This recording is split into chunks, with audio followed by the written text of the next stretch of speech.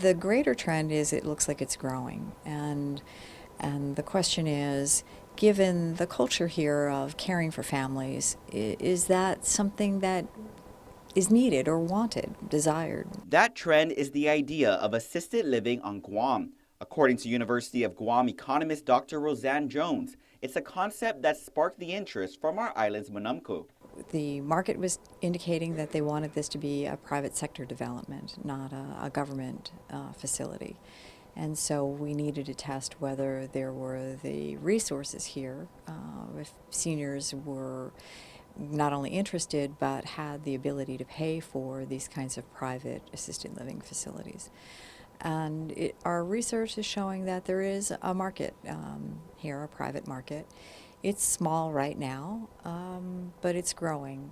This research is part of a commissioned feasibility study between UOG and the Guam Economic Development Authority. It's considered an integral part in meeting the goal of a special legislative task force formed earlier this year. Senator Dennis Rodriguez Jr. leads the 8-member force. The intent of this task force was to ensure that we develop the assisted living industry here, and so we are moving in that direction. Rodriguez says this study will help in determining all aspects of assisted living, from demographics to what kind of facilities and services are needed, and possibly what kind of investors may become involved.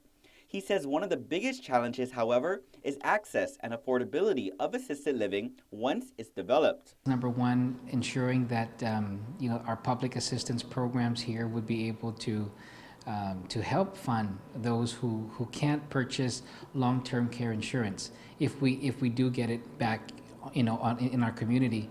I know in the past that at least one carrier did offer long-term care insurance, however, has since suspended that because really there wasn't no industry here. He says recent discussions on assisted living have sparked greater interest from insurance companies now. Jones, in the meantime, says social services for seniors is fragmented on Guam. However, this new growing market creates, quote, vibrancy that isn't necessarily on island just yet.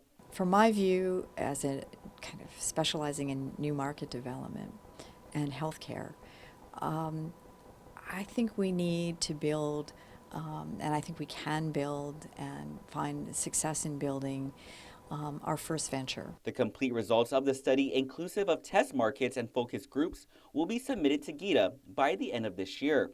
Reporting for Guam's News Network, I'm Ken Quintanilla.